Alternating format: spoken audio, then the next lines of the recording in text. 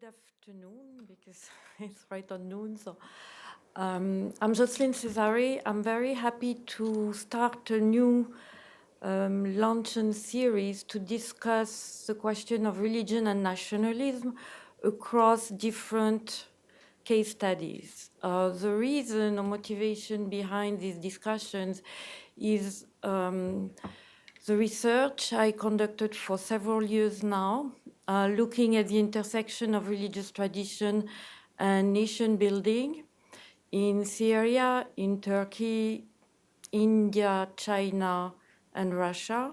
So it was a multilingual, multidisciplinary team approach under the auspices of the Vice President for Academic Research here at Georgetown, and the use of a big data set that is called EOS, and I'm not sure it still exists as such, but it was for me a great use because I could in some way find a statistic validation of some patterns of politicization of religion, and I spare you the method behind it by plugging in lots of original terms and keywords and looking at their association in terms of religion and politics. So the session of today starts this discussion on what kind of finding can you produce when you are interested in the question of religion and politics in a comparative way. I am not a specialist of Indian politics. I am not a specialist of Indian religion. My goal is comparative. I have, of course, worked with original document with the help of very young, talented native speakers in the languages, because I do not think you can produce this kind of work only on second-hand English sources.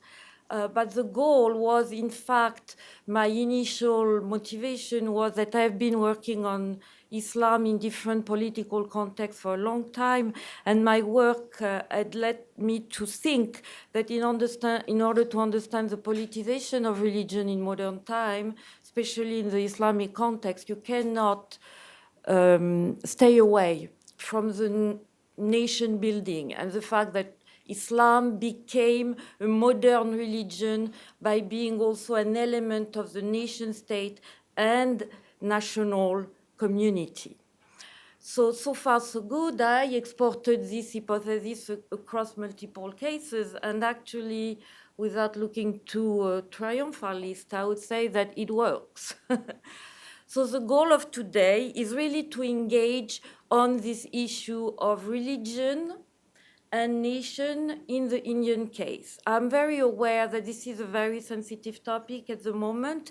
We are all following with great sadness and concern the current aggressions against Muslim citizens in India. And of course, it's happening under a regime that has made clear that it was a nationalist regime and with a nationalist politics. Having said that, the goal of this session is not to take position in one way or another, and I know how difficult it is as scholars sometimes to avoid this kind of approach. My approach is historical. So if we want to understand how Hinduism can be part of a politicized narrative, we have to step back to the building of the nation state in India and even a little before. And for that, I just want to show you a few actually statistics of the continuity of riots between Muslims, Hindu or other religious minority, at least since the independence. So we have also to look at the, we say, longue durée, long-standing kind of tension between religious communities, or in order to understand what's happening now and be able to assess it in a way that is beyond the simplistic approach that I see, unfortunately, a lot, like, the BJP has undermined completely the secular nature of Indian democracy. It's a little more complicated than that. And I want to start right there by showing you some of these statistics.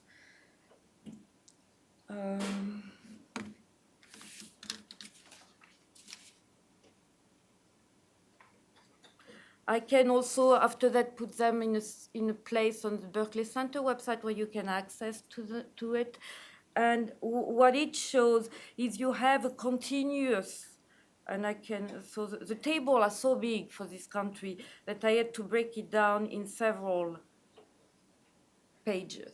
So this is what we address. We have to address this beyond the here and now. Otherwise, we don't understand the here and now. And this, I take it from several years doing that in even more controversial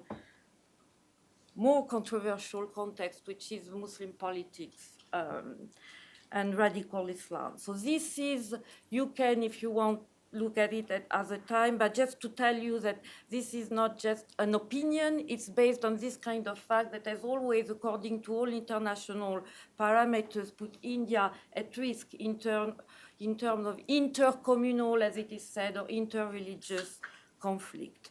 So how do we address that? My take on this was that, and that's what I want to engage with scholars of Indian politics who are not specialists of religion, because most of the discourse on today, sectarianism in India, are not coming from the specialists of religion. They are coming from the specialist of politics. And again, this is a parameter I know very well by talking about political Islam, which is exactly the same. So what I show, and I can later show you the statistics and the patterns of politicization, is actually that the building of the national identity, which is not a given anywhere. National identity is not spontaneous. And it came from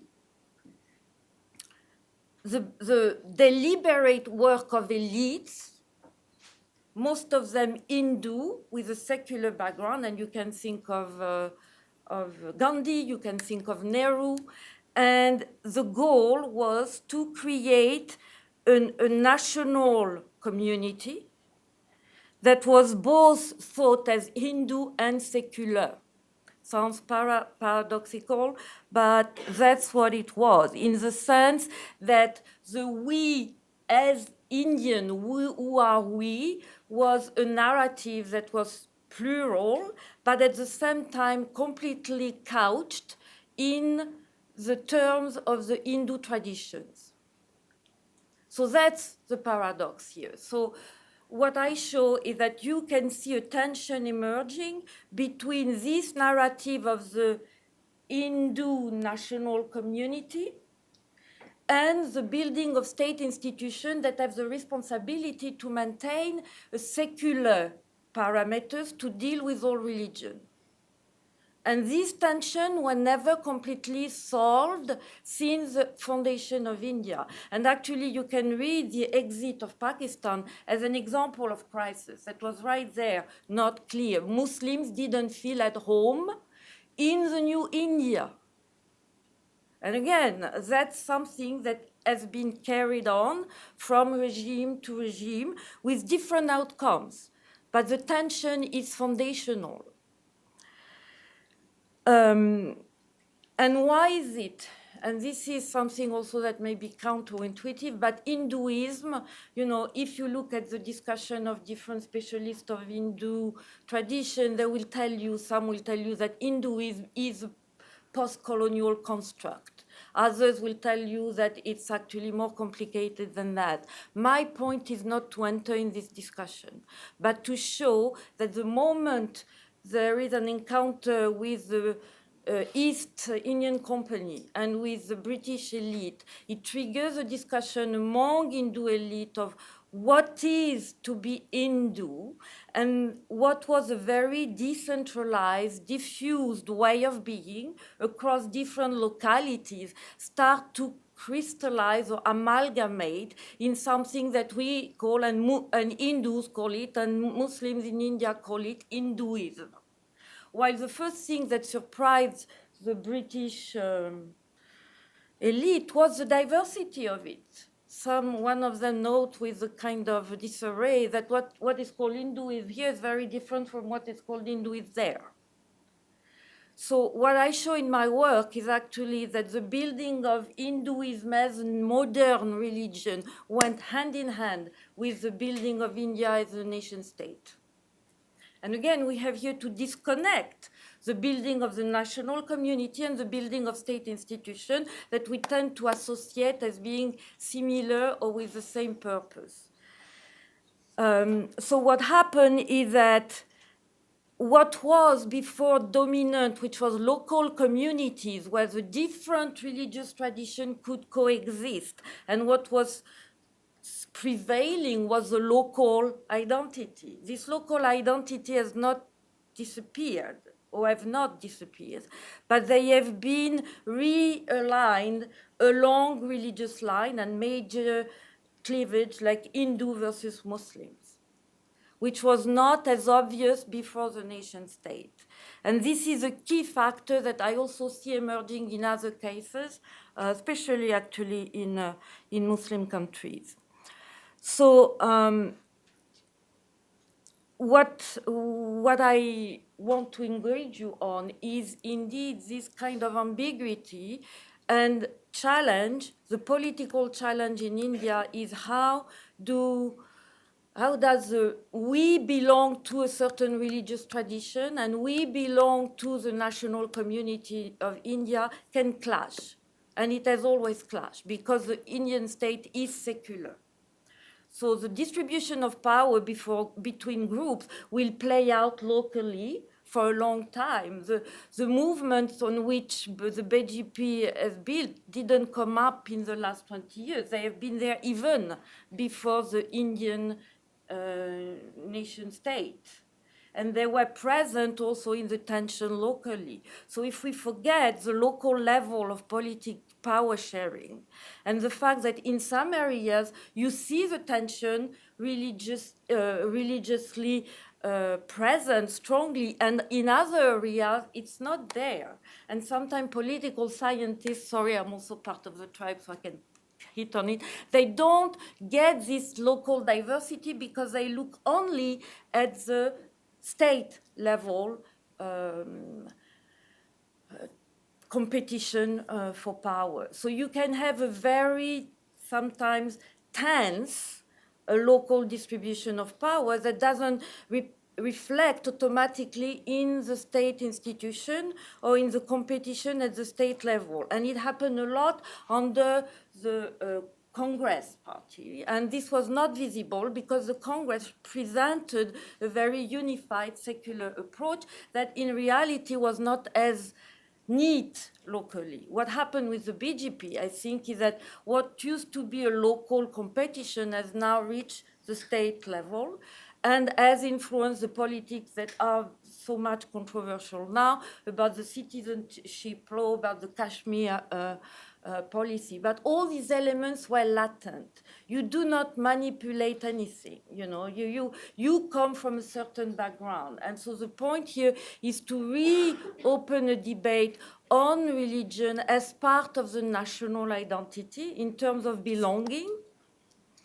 even if the state institutions have to maintain this, not neutrality, this would not be the term, but equidistance, to talk like Rajiv Bhargava, equidistance between the different religious community. And what the BJP makes more challenging is the break, the violation of this equidistance. So I want to stop here, engage you, and then we can start the discussion in more detail. So that was my way to put you on the spot, actually. But we're going to engage, and then we open the floor for question and answer. Okay.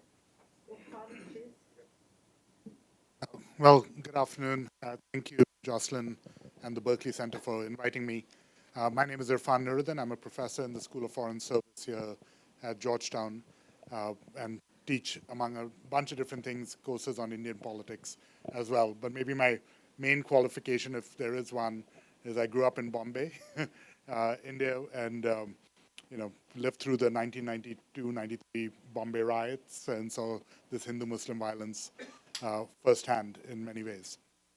So I'm going to, just to get the conversation started, offer a couple of different perspectives on some of the themes that Jocelyne sort of framed, and then happy to take the conversation wherever you like it. I'm going to be deliberately a little provocative. Right? The first is that this is not about religion, I think. Pradeep Chibber, in a book called Religious Practice and Democratic Life in India, I might have gotten the title not quite right, but shows very convincingly, at least to me, that those Indians who are the most observant in terms of their religion and who go to temple, who go to mosque, who go to church, who go to synagogues, who go to gurudwaras, whatever, are the most pro-democracy and the most pro-democratic of Indian citizens. Okay, and this is consistent with other research that I'm familiar with in the American context, that actually those people who actually go to church, who go, right, who actually pray to God, right, are among the more welcoming and the more sort of tolerant people. There's another class of people who invoke religion, right, in the name of politics, but that is not to be confused with those who are truly religiously observant and devout, right? So I just want to make that clear because, I grew up in a home that was half Muslim, my father's side of the family, and half Catholic, my mother's side of the family. They had a love marriage, as you might imagine, in the early 1970s, and my grandmother on my mother's side, my grandmother on my father's side, both of whom were very, very devout people. My grandmother prayed 5 times a day. My other grandmother went to mass, 3 times a week kind of thing, right? Got along famously, and I agreed that there's one God and there's many paths to God sort of thing. So in honor of my grandmothers, I want to just say, this is not about religiosity. This is about the use of religion in politics. So that's point one. The second is sort of this notion that Muslims did not feel comfortable in post-partition India is something I want to push slightly against. On the one hand, that's right. Partition was, one of the greatest stains in modern India. It's one of the great genocides of or pogroms or whatever, ethnic cleansing in various communities. But the truth of the matter is that there were more Muslims who remained in independent India than there were in Pakistan or in Bangladesh.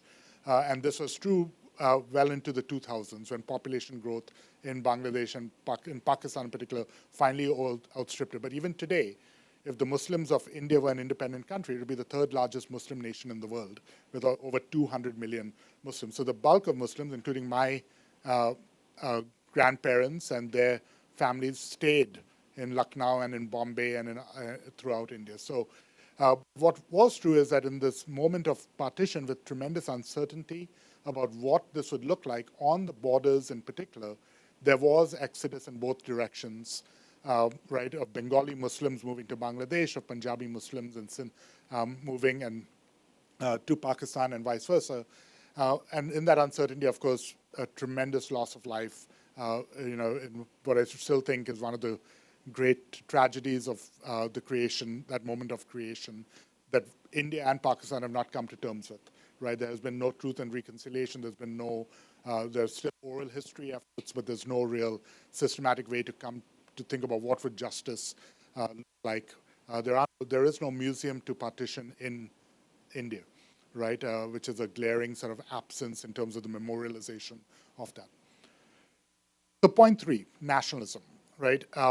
I think when I think about this in the context of my classes over here, I make the point that the founders of modern India came of age as young students and professionals in a fin de siècle Europe, right? Studying in England, and an age in which Europe was discovering nationalism for itself.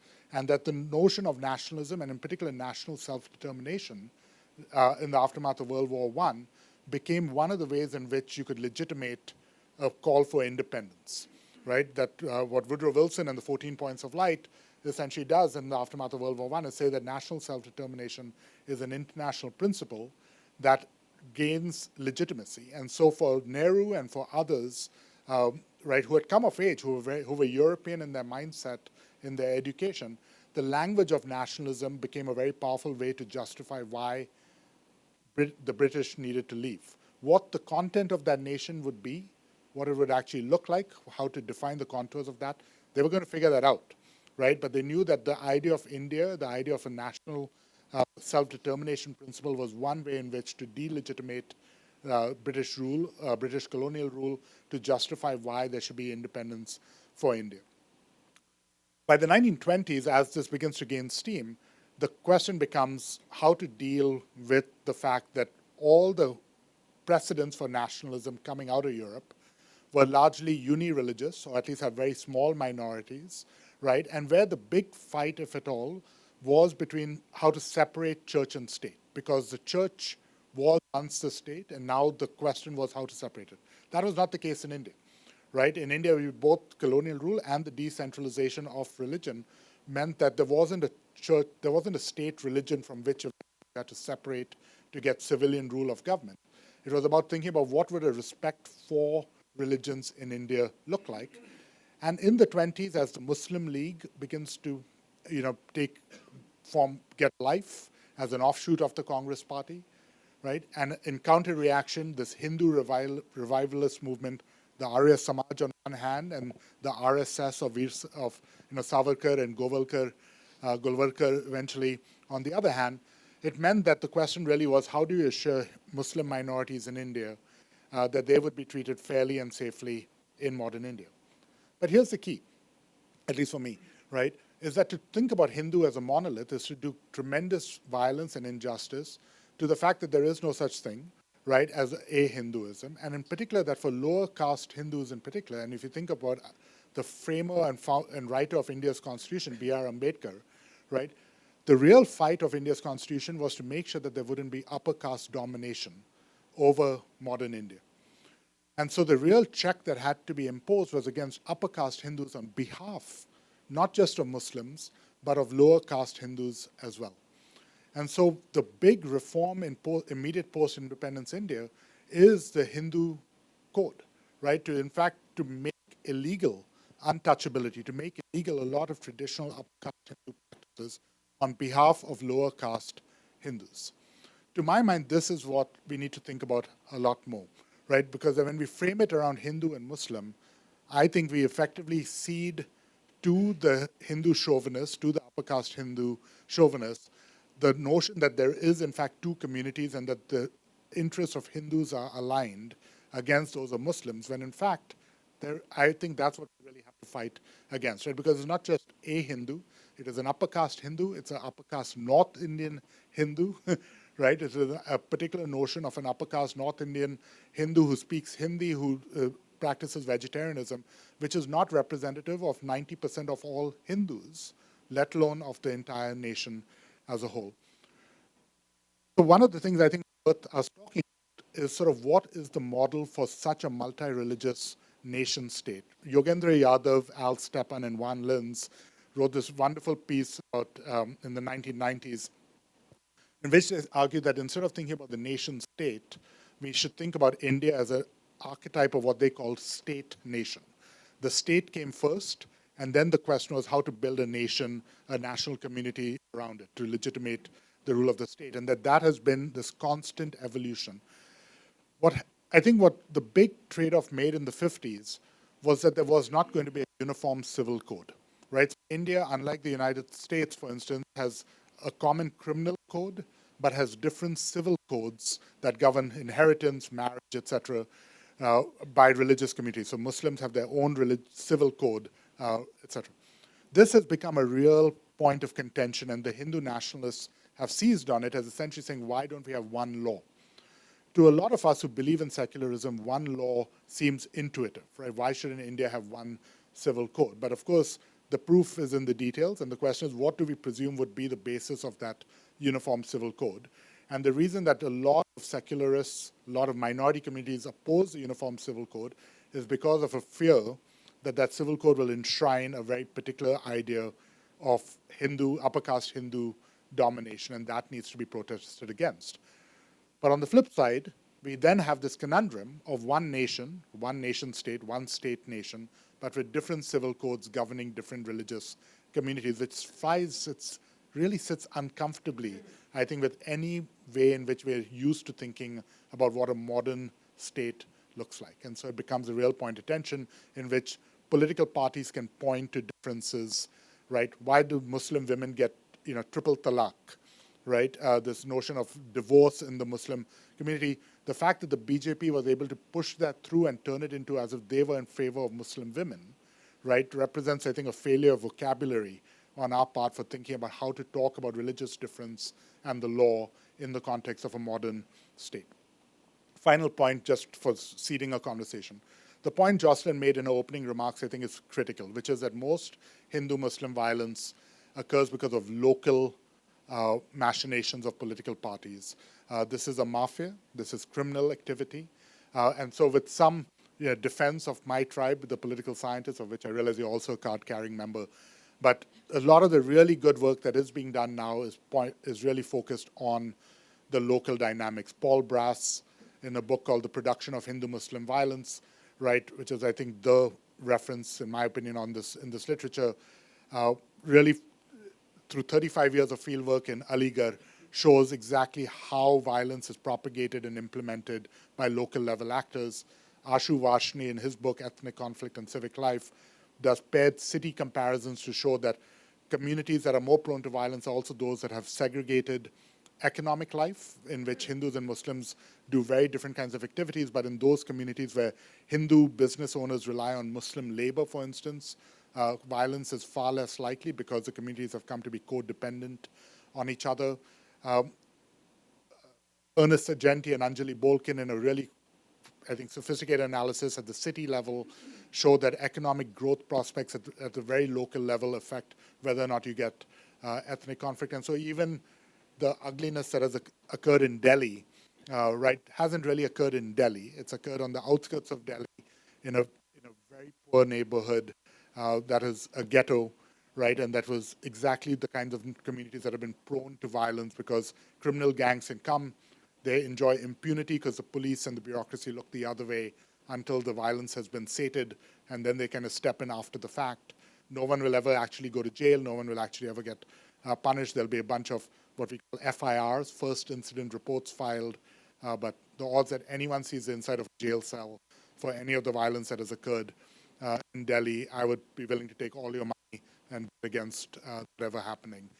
So I think the production of the violence has to be thought of in a different framework, divorced from the religious overtones and the religious sort of justifications, because I think to do that misunderstands both where the violence comes from, but also reifies the exact logic that these guys want to put forward, which is that this is a civilizational battle between Hindus and Muslims for India. It isn't that. It's far less grandiose. It's far pettier. It's far uglier than that thing. So anyhow, that's the start.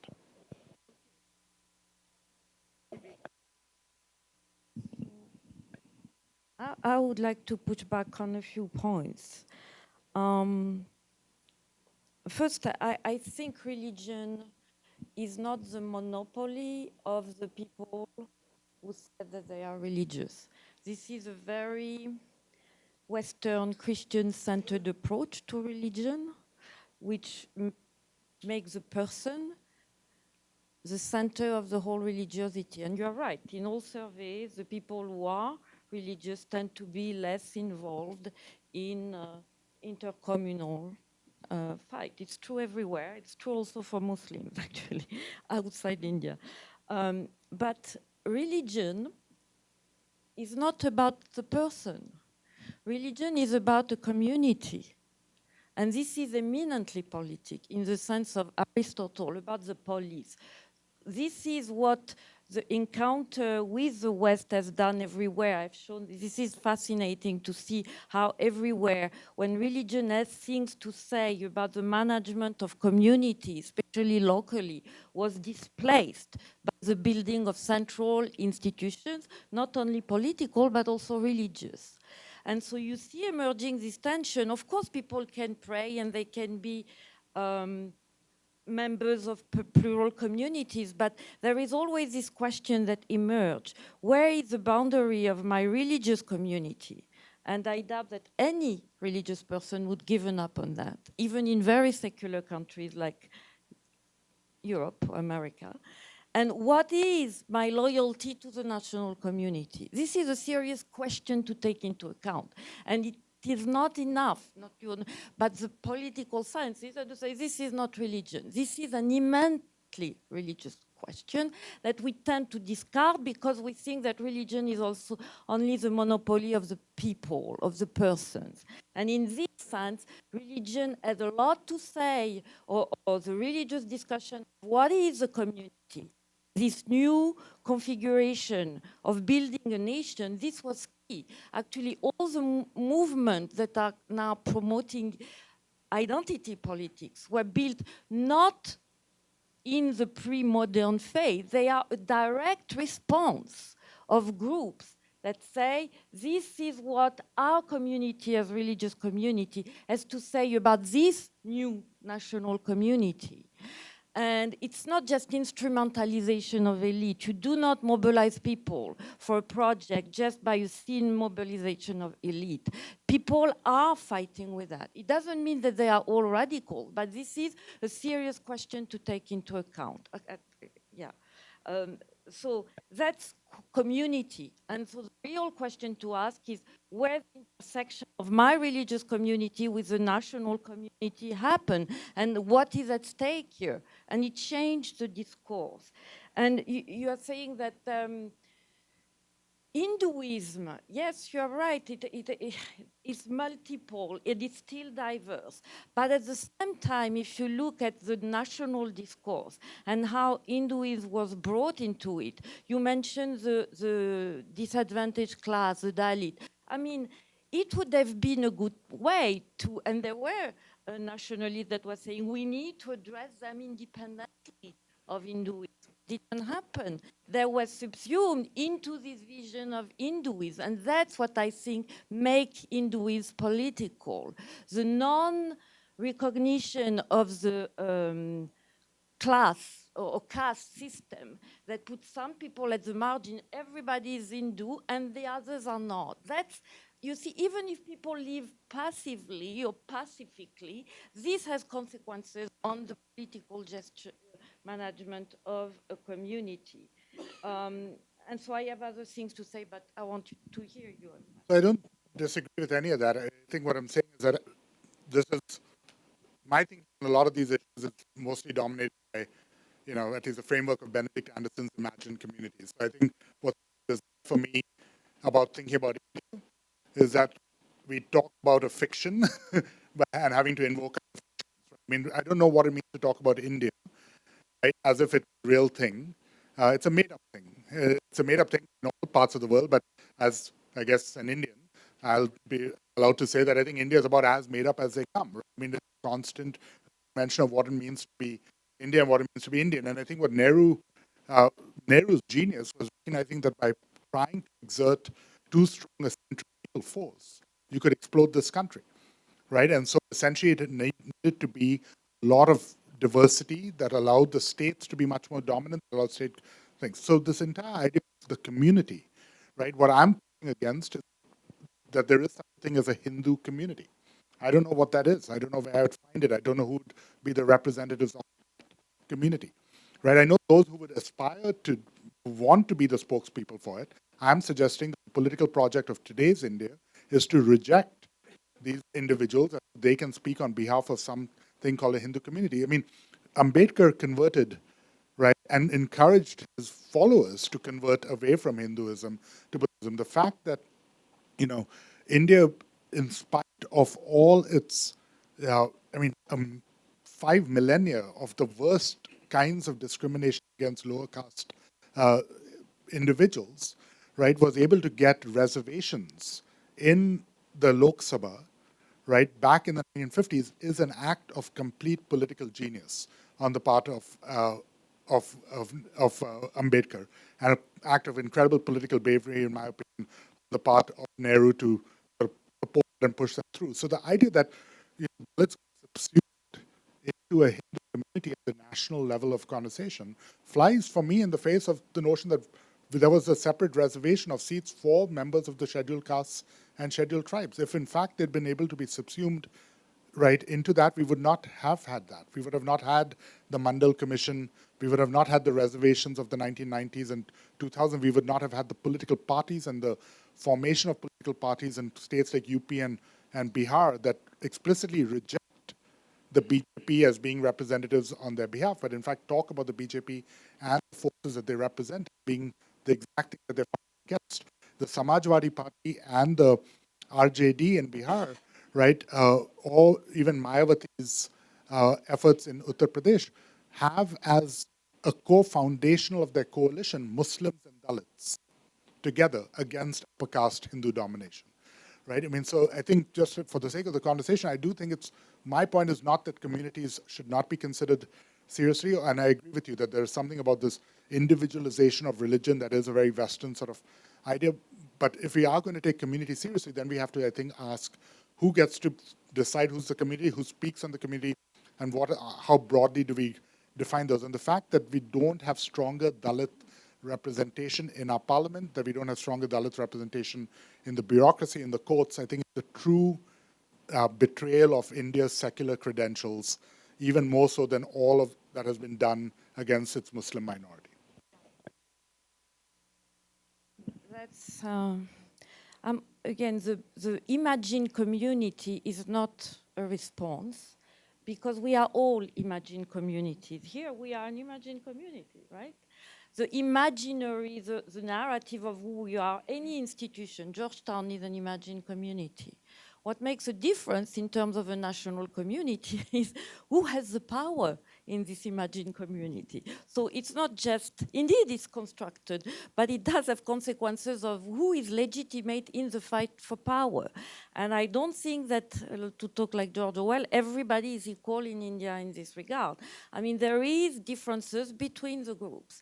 And that's what I'm saying, that it is the Hindu vocabulary that has been used to build the narrative of Indian nation.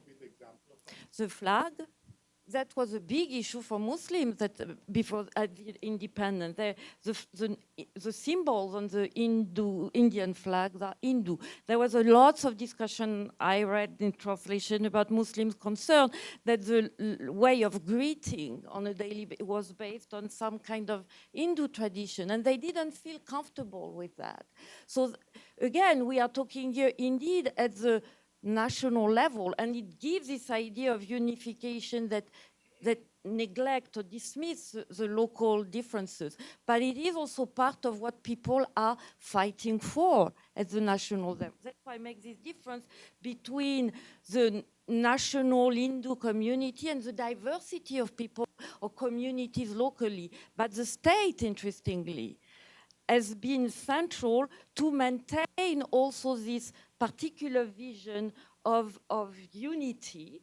And for example, it's fascinating to me that the Supreme Court in India has been the first agent of defining what is Hinduism. You have tons of rulings saying Hinduism is this, which is not what a secular state in this particular aspect would do. So there is something in there about, it's not only the imagined community, it is who has the power to say this is what India is, and who comes to the table to be part of the negotiation. And despite all the efforts of the Congress party, this level has never been completely addressed. I've read fascinating biography done by local intellectual looking at Gandhi and saying he was indeed a very pluralist, inclusive man. But what did he think of? He thought that religion was a major division among people, which is a Western vision. You see, you have to think of, because before the West, the divisions are local. You do not see religion as a supra kind of cleavage between groups. You have local diversity, and sometimes people fight. It's like the Babri Masjid, the Babri Mosque. People have fought all the time. The moment where this issue becomes a national issue, that's what I call, of course it's constructed, but it's part of this relationship of power. And the Supreme Court plays a role in it. Indeed, Exhibit A, the recent ruling of the Supreme Court on the masjid, on the Babri mosque. So this is something we have to address. We cannot, and I'm saying not because it is academically important, but because it does also have consequences. You cannot just say that people are instrumentalizing. People, they may make mistakes, they may indeed instrumentalize, but this is not restituting the religious relevance of what it means to be Indian today. And you are right, most of Muslims stayed, but there was also, you said it, this uneasiness. What is our place here? You know, Muslims, before the British, they were a minority demographically, but they didn't think of themselves as a minority, ever.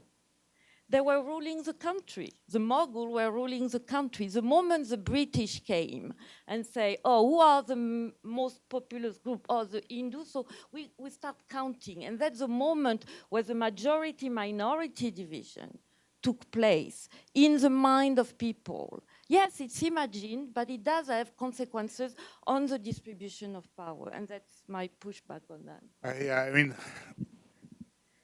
I'm skeptical. I mean, this maybe I'll my lack of imagination and social science will come out. I mean, you're gonna have to show me the survey data from the Mughal era to convince me that they weren't uneasy. I mean, the truth of the matter is that the No, they Mughal. were not. I mean, I was being facetious. I mean, the point is that the Mughals themselves did not exert rule across all of India, right? I mean, Mughal rule never really extended south of sort of, imagine a line that goes from Ahmedabad to Calcutta. It wasn't really south. There were some partnerships, etc. But in other parts of it, in Maharashtra, right, the Maratha kingdom, I mean, Muslims were a minority. They were ghettoized over there, just as they were in other parts of South and in other places where you had Muslim rule, right, in south of India, in Hyderabad and other places. It was very clear. So the notion of these communities sort of, you know, coexisted completely symbiotically and without any sort of tensions prior to the arrival of the British, I think is something that at least political scientists would push back against and would suggest that there's a little more tension over there than we sort of give it credence for. But the point of the uncertainty, the fact of the matter is that it wasn't just Muslims who were uneasy the in the run up to independence. It was Ambedkar. Right? Think of the Pune Declaration and Ambedkar's sort of statements after Pune, essentially accusing Nehru and Gandhi of having betrayed Dalits. Right? But where were the Dalits to go? I mean, what was offered to Muslims was, in a sense, this opportunity to go to either Pakistan, east or west. Right? But for Dalits, that was not an option. So the absence of a Dalit exodus from India cannot be read as being sort of accepting the broader community or the definition of the national community. There was no real place for them to be. But what they did do, of course, was convert, right? Often in large numbers, often in very different sorts of cultural practices. I mean, and that I think should also be read as an exit from that majority community and efforts to define a majority Hindu national community as being the one that understands India. But I think your broad point, Jocelyne, I think you're absolutely right, which is that this moment of contact, and I don't think just in terms of the arrival of the East India Company, I think the East India Company, I think the sort of establishment of British sort of bureaucracy, right? I mean, this entire of a scheduled caste and scheduled tribe was a counting exercise, right, of a census and an effort to classify and put people, and that the fact that we still use the language of scheduled caste and scheduled tribe is legacy of those early efforts. But it is also, I think, part of that national, what it would mean to be a nation in the early 1900s was to lay claim to some sort of, the process of imagining ourselves as a world. And so there was, I think, a large part of the debate. Book, relatively new book by Chibber and Rahul Verma called Ideology and Identity, which goes back and actually does a pretty incredible job of analyzing the debates of the Constituent Assembly, right, and seeing how these exact themes sort of come up and are played out in the words of the men, mostly men, who were in the room debating what independent India could look like and what that constitution could look like. And a large part of this really, and it shapes my thinking on this, really comes down to the question of what was the role of the state in defining how people's civil lives could be dominated, right? Who got to decide about the Hindu joint family? Who got to decide about marriage? Who got to decide about inheritance? And a large part of the fights was about that, about conversion, right? About beef eating, all that sort of stuff. But this is largely caste Hindus dominating that conversation. So the point I think we agreed on is the contact with the West changes, it raises the stakes of it nationalizes this politics in a way that one is much more local. Maybe we have some disagreement with is still the notion that what we see as articulated in those debates at that moment of creation really represented something that could be called a Hindu community as opposed to a very narrow tranche of that community speaking on behalf of the larger community. And finally, this maybe we are using the word instrumentalized differently, right? Could be a point of semantics, but when I talk about instrumentality over here, what I'm really pointing to is that political parties and political actors have mobilized religion. And I think the cynicism over there is shared widely. Right? The Congress played fast and loose throughout the 1980s. The Pandora's box was often opened by them. What the BJP has shown a willingness to do, both in its 1999 to 2004 government and again since Mr. Modi came to power, has taken that to a whole new level, a much more dangerous level, arguably, not just arguably, I think empirically demonstrated. But that's what I mean by instrumentalization. The current rulers, heads of the BJP, are doing this because they are devout Hindus who are worried about the role of Hinduism in modern Indian life. No, I think they understand that this is a political ploy to unite a group of people under the banner of Hindu against a common enemy of Muslims in a way that they could not do otherwise, because the division between ostensible Hindus would be the really dominant thing, in particular caste Hindus. To go back to the Mughal period, of course it was not all pinky. And you mentioned it, by definition, empires are decentralized form of management of political power. So there is no, that's the key here. The nation is a very specific political project based on two features that do not exist in any empire: equality between people and sovereignty of the people. This is not thinkable in the time of any empires, okay? So we cannot project over there what has been completely changed, including the way that people deal with their religious community. This has changed everywhere. I'm very adamant on that because we do not take it into account. We could have the same discussion with you, specialists of European politics. Catholicism changed with the nation state. What I'm saying is that Hinduism, as we know it, is the outcome of this building of a new political community with these two principles at its heart, at its core.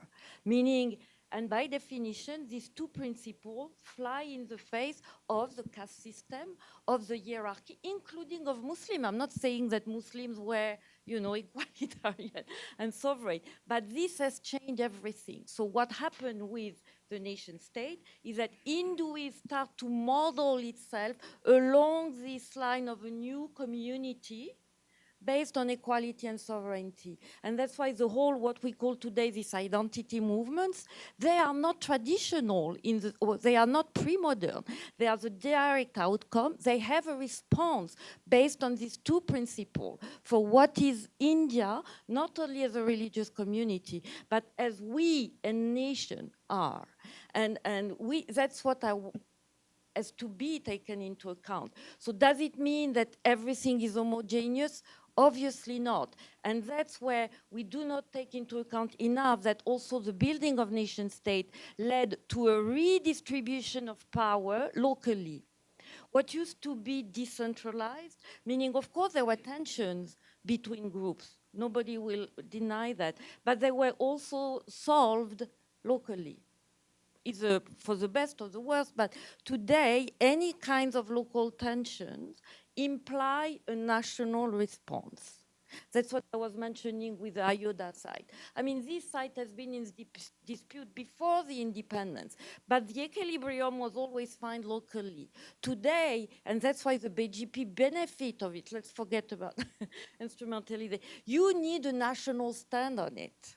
And that's what has electoral leverage for groups across the different localities. So indeed, you can have a place where people, because they do not belong to the same economic strata, but belong to different religious tradition can find compromises.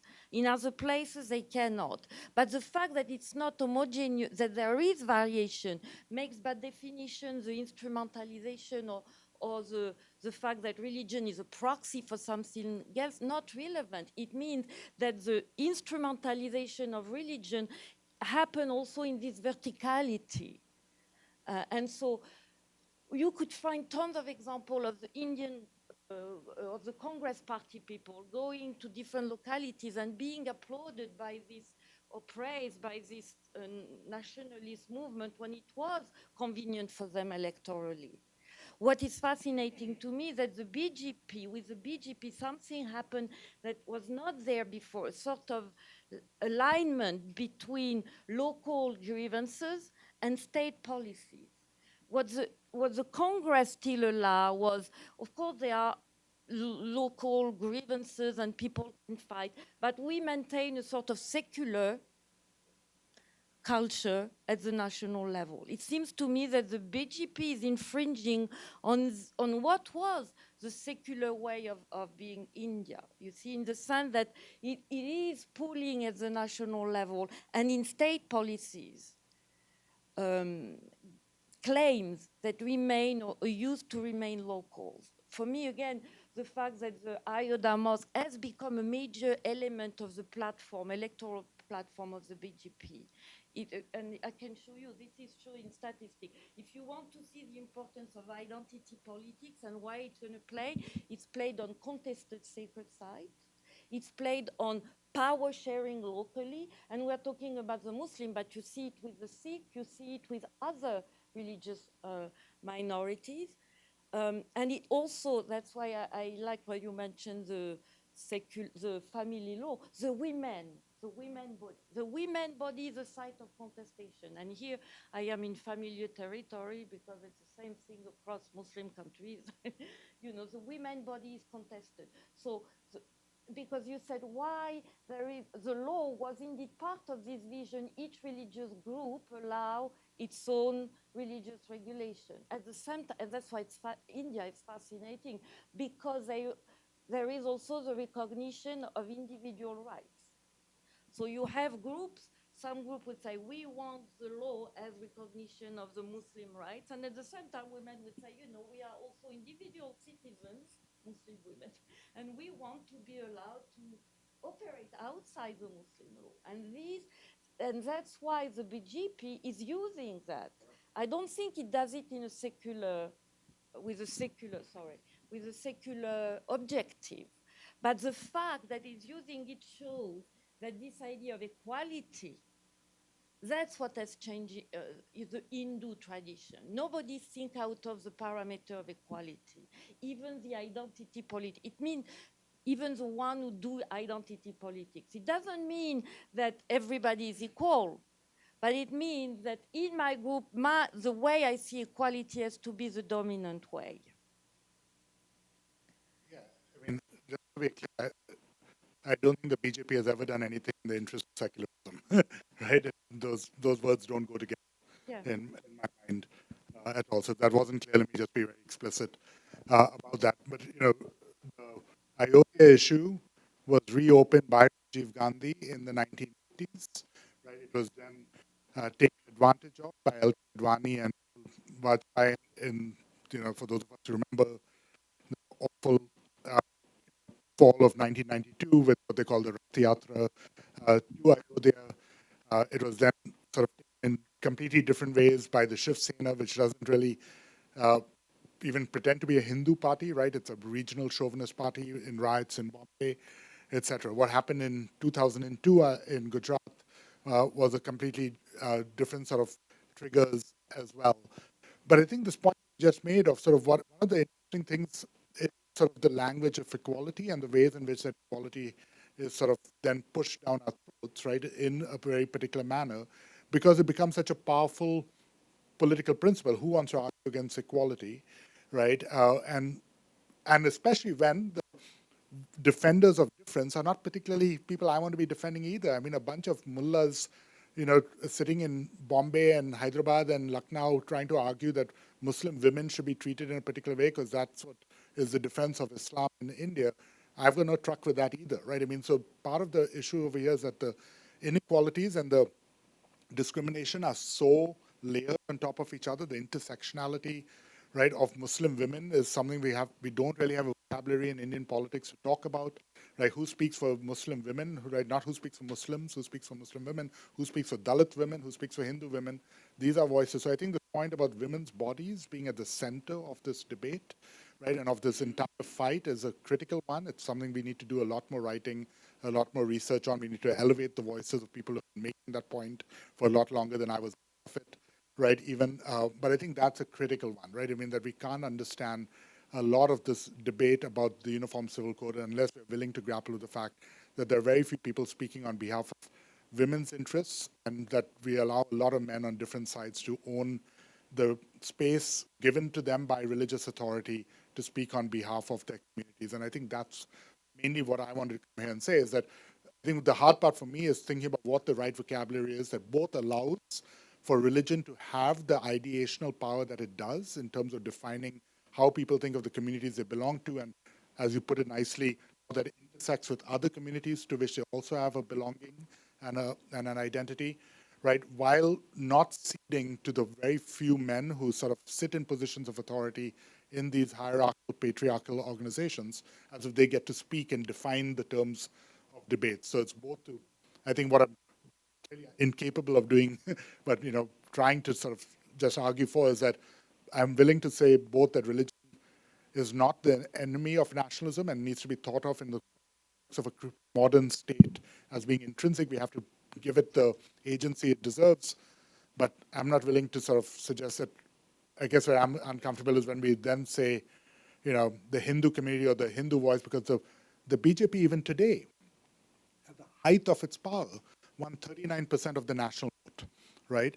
It has now lost 6 state elections on a trot, right? I mean, so at the national level, Modi has a popularity that I think we have to think about that's potentially different from the BJP's power, but it lost Delhi, it got trounced in Delhi, it lost Madhya Pradesh, it lost Rajasthan, right? It lost actually in Karnataka, though they managed to form a government anyway.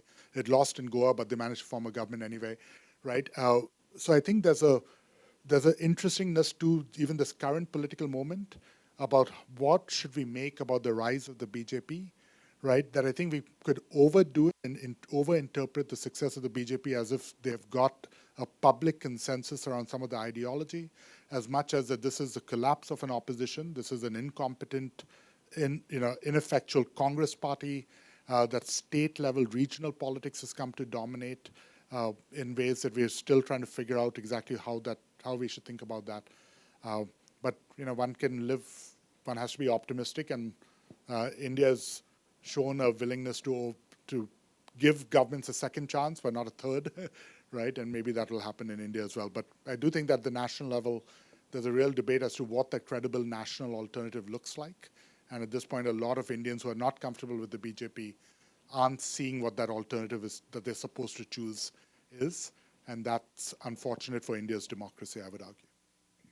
Thank you. I think we come almost to an agreement, so we're going to open the floor. So I will take a few questions. Again, the usual request, make it to the point. And so I take 2 or 3, and then we come back to you. Okay, the gentleman here, and then you afterwards. Yeah.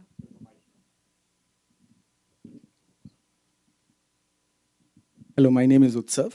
I have a question for you and a point for Irfan. My question to you is that in the analysis, you did a wonderful analysis of this whole situation. Do you think there's a geopolitical narrative that is not being considered?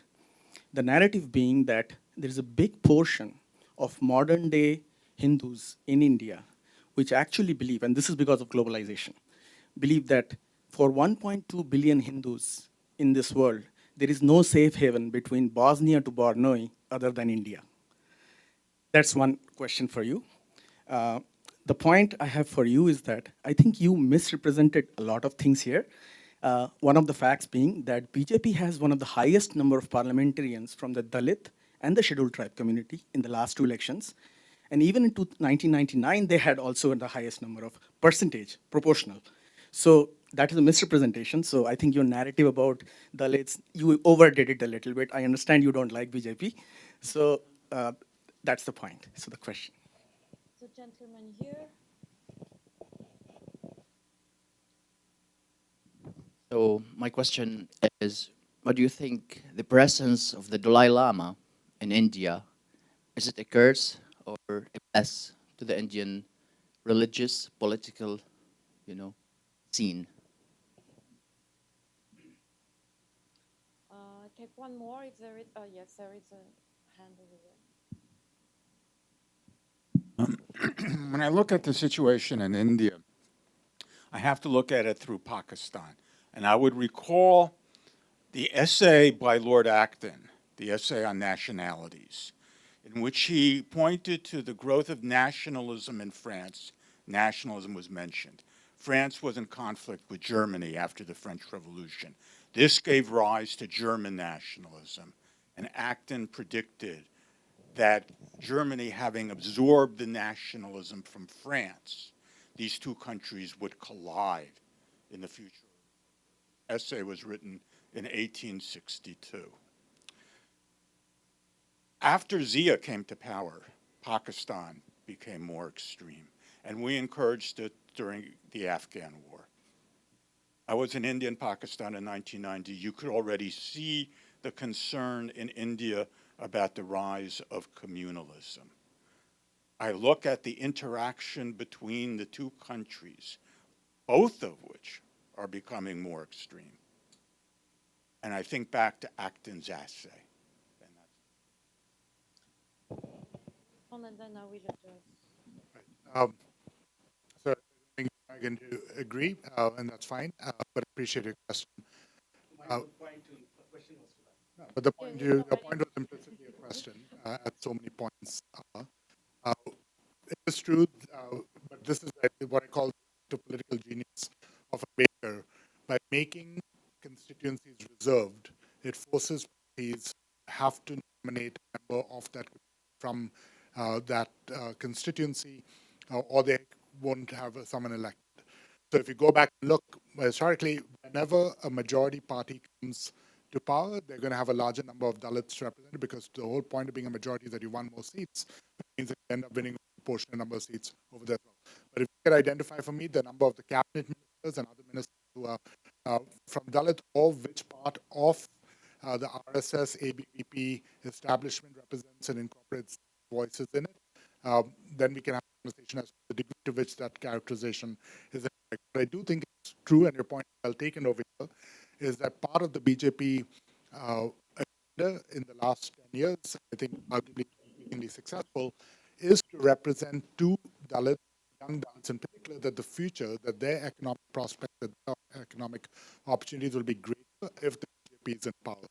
And so I do think you're seeing a breakdown of some of the old caste boundaries, especially at the voter level, I think, and there is a more willingness of young lower caste Dalits and lower caste members generally of Indian society to consider the BJP as a possible alternative at the national level. We're not seeing that at the state level in the same way, but point taken. On the question of the Dalai Lama, I'll confess not knowing enough about that. I do think that if the question is, to offer a persecuted religious minority or representation in the within India's borders, I'm very proud of India's actions. Okay, in that case, I don't have an answer to your question. So let me address the question and also the remark on nationalism. Your question is a very timely one about what is the status of the Muslim minority in India in the geopolitical of Islam. This is so key, because what I witness is a sort of underestimation. The current political discourse on India doesn't take advantage of such a rich, sophisticated way of looking at religion that is different from Pakistan. It's fascinating. I followed this. The same situation addressed by the cleric in Pakistan and the clerics in India, same tradition complete different results. So don't tell me that nation doesn't play a role in here. And you have still in India an inclusive approach to Islam that has been completely destroyed in Pakistan. And for me, this is the issue of the connection between the dominant religion and the state institution. It is the end of inclusion everywhere for reasons that are beyond this talk. But you can see this parameter happening everywhere. And I am disappointed to see the lack of promotion. You know, this would be a wonderful diplomatic tool to say, you know, look, we have Muslims, they're bigger than any kind of Muslim countries, and look at the way they deal with issues that outside are not addressed in the same way. But I think the reason is what you mentioned also, the obsession with Pakistan. I mean, this shows also in my pattern. All discourse on internationalization and Islam are first, and where it's changing now, through the filter of the Pakistani situation. It's changing, though. Jump in over here. I mean, that's right. India does actually brag about its religious commitment to religious freedom. President Trump, you know, that renowned expert on religious freedom, right, praised Modi for his commitment to religious freedom a week ago, right? The hard part is that it is not taken seriously. You can't take seriously a government claiming credit for religious freedom at the same time that its supporters are busy building, you know, statues and monuments to Godse, right, in which parliamentarians in the Lok Sabha make it a speech referring to Godse as a national hero. This is the man who shot Gandhi, right? So I think what we have is this moment where, on the one hand, I think Indians like to believe that the commitment to religious freedom is a core part of the Indian identity, like to get praised for it. There's a little condescension in that, I have to say. It's effectively at least we didn't kill all the Muslims, right? I mean, shouldn't we get any points for that? I mean, that's a tricky one for me. And I do think that, but I think you're right. I mean, I think that one of the things that India and, you know, the embassy is consistent about this, is trying to make the argument that at least we're not Pakistan.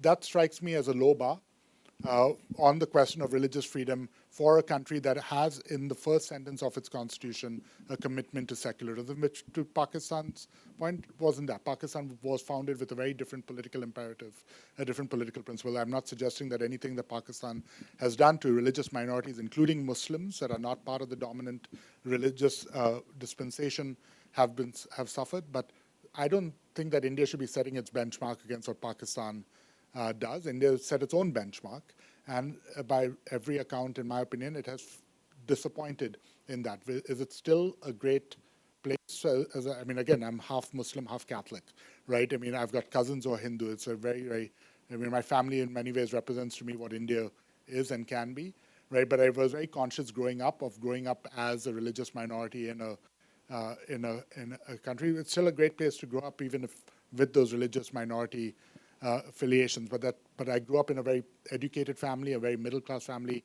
You know, the ability to come to America for college, all of that. That is not the truth for Muslims as a whole, which form the poorest, least educated group in Indian society today. So, you know, we have some real tensions with our ability to make some claims about sort of how good we look on religious questions, I think.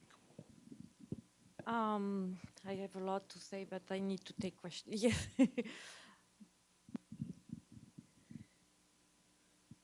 Really, a couple of other religious groups are sometimes given a tough time over there, the Christians and Buddhists. Any thoughts there?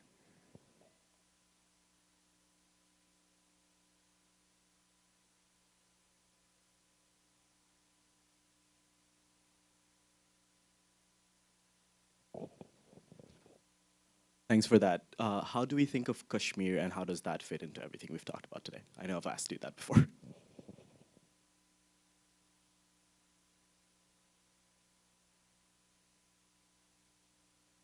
Thank you very much.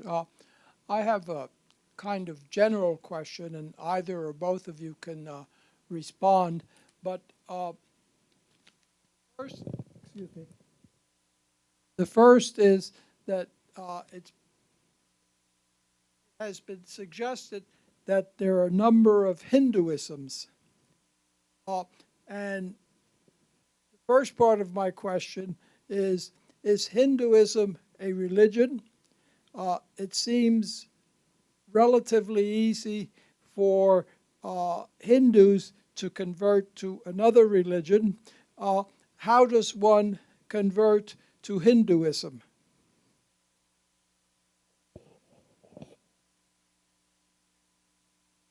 Happy to. I'll defer the last question to the on religion. I do not know. I think the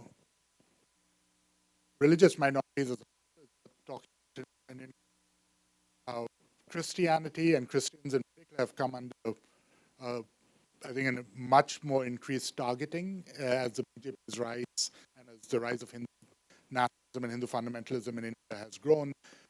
The attacks against missionaries, murders of Graham Staines and his family who were burned alive by a Hindu, a mob claiming to sort of represent concerns about conversion.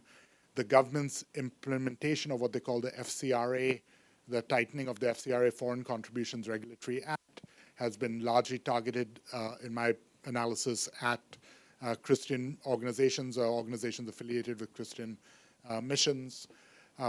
But Christianity and Christians as a whole are a very small number, absolutely, in India, and in a couple of states where the BJP has sort of made some great gains, a significant minority, and typically in the northeast of India. And so the BJP has had to sort of tone down some of its anti-Christian rhetoric, or at least police some of that on the parts of some of its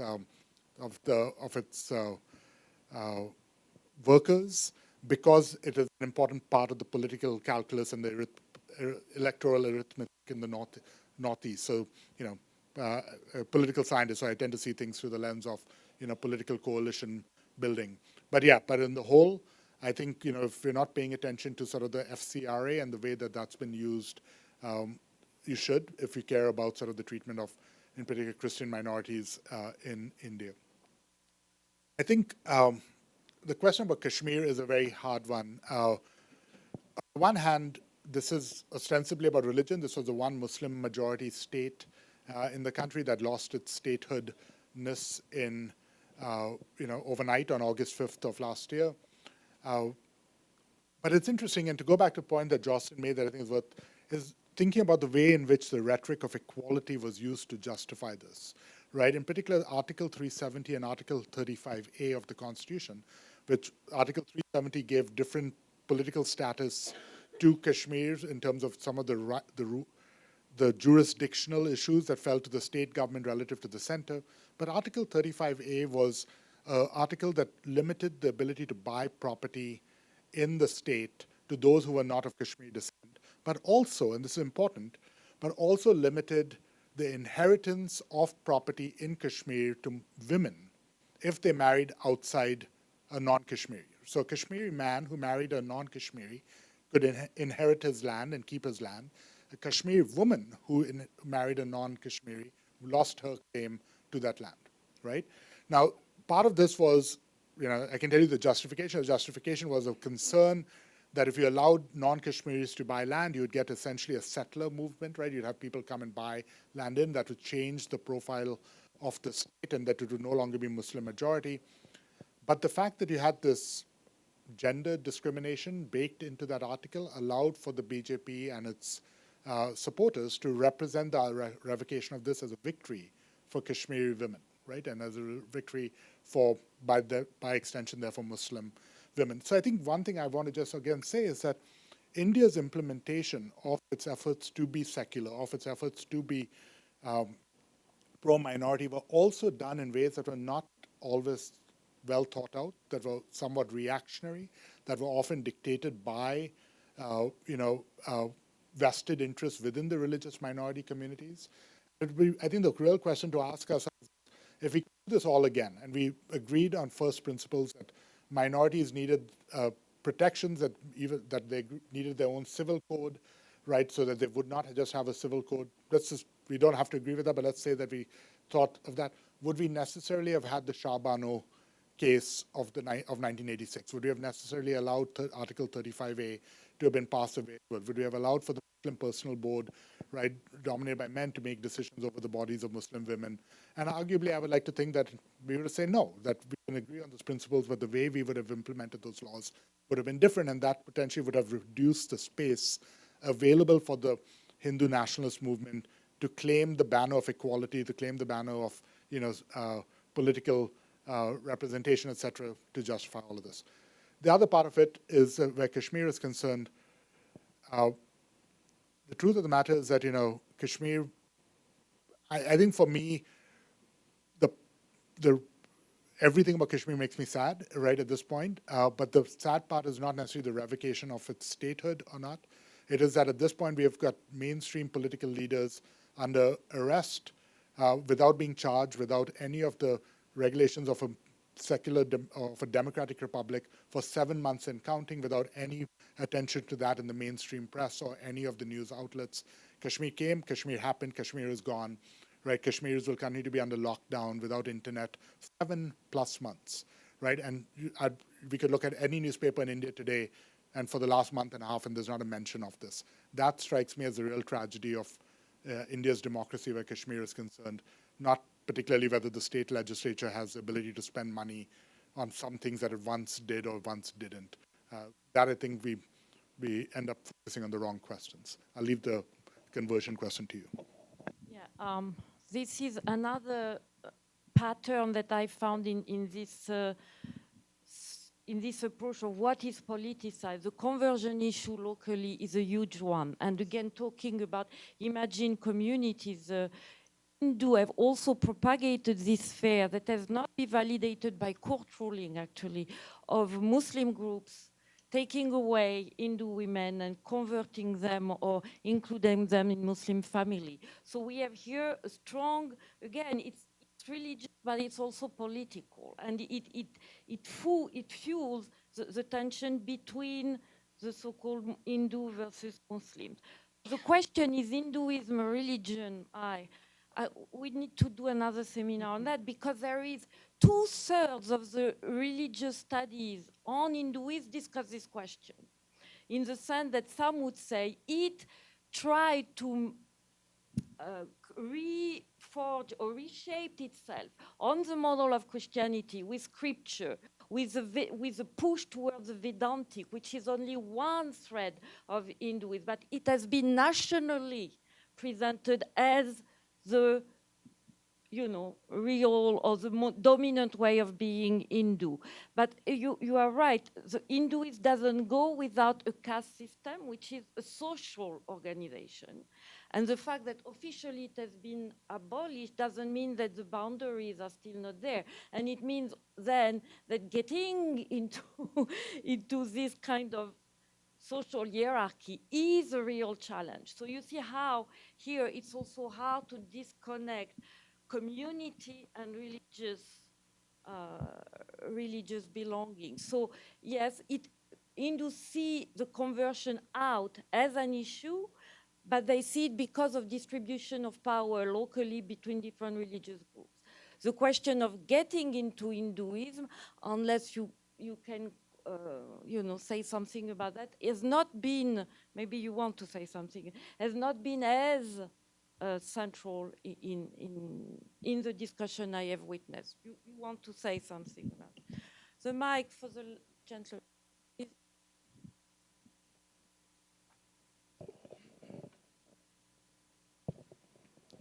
Thank you. I did a little bit of, even though I'm an architect by profession, but as a student of architecture, I did eventually go and study religion to understand architecture of religion. So I just want to make a point. I'm not an expert, so you can take it with a pinch of salt.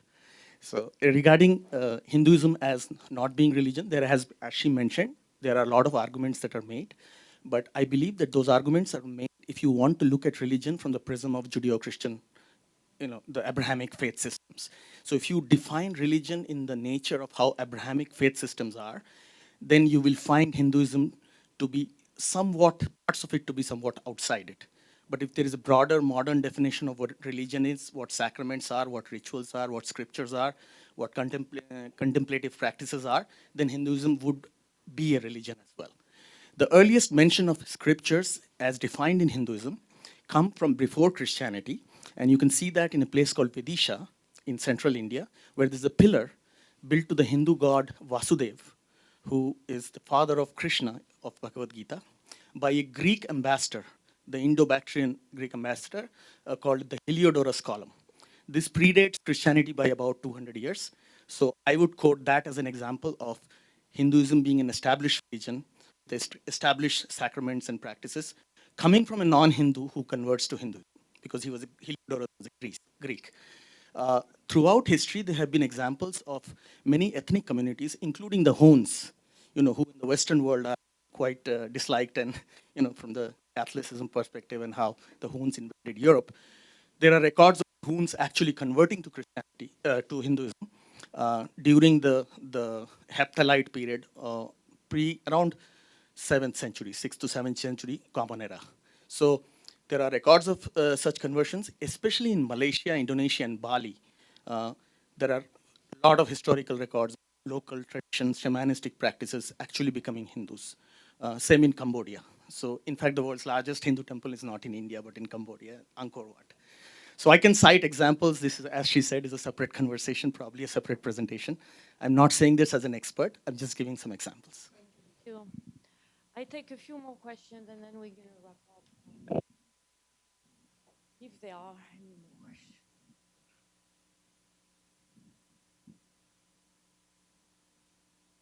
No?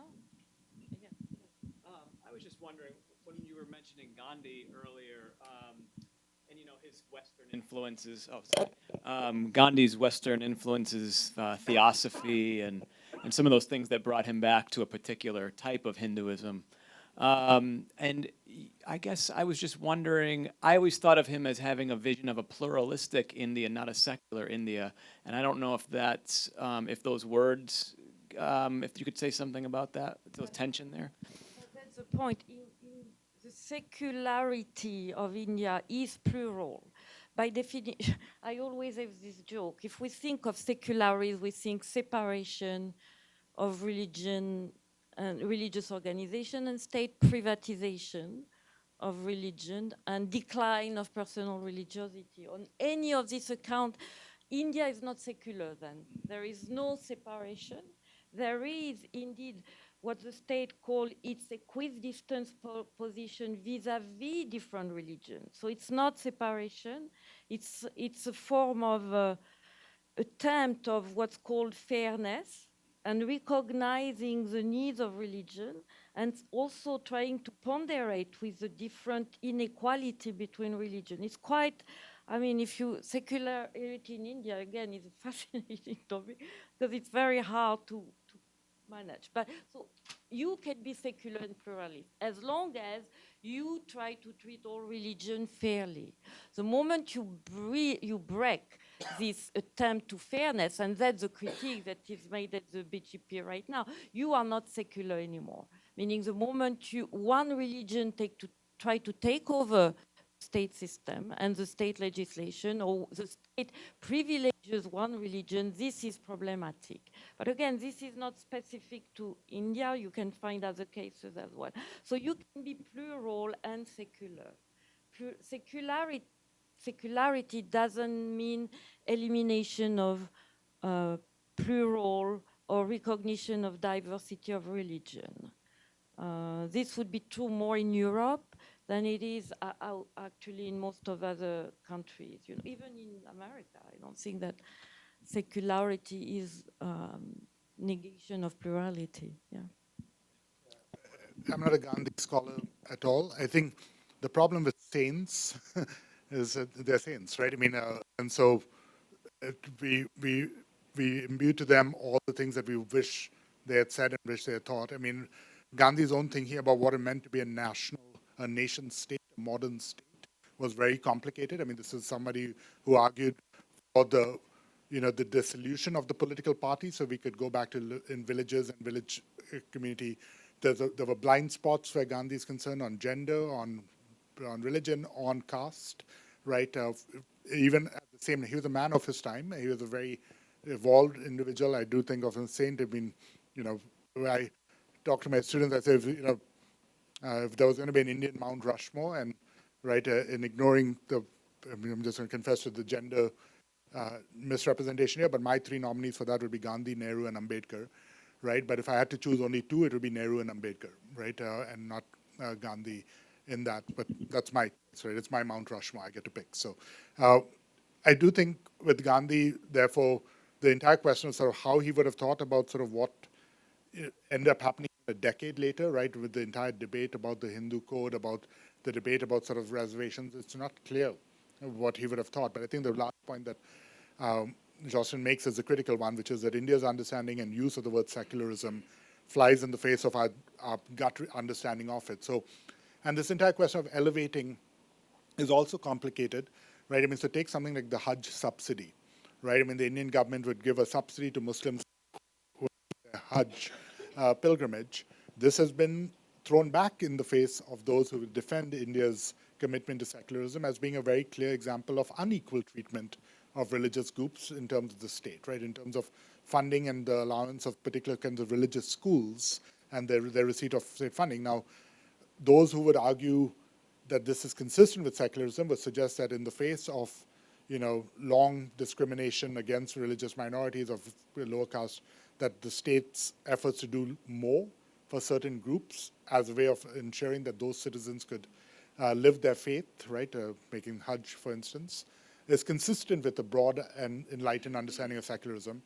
And yet, it is perfectly reasonable that others might see this as being exactly the kind of privileging of one religious group over others that's problematic from the perspective of building a modern state nation or nation state. So it is that inherent tension that I think you were highlighting throughout that India continues to grapple with and will have to continue to grapple with, because there isn't really a model for what I think India has tried to do.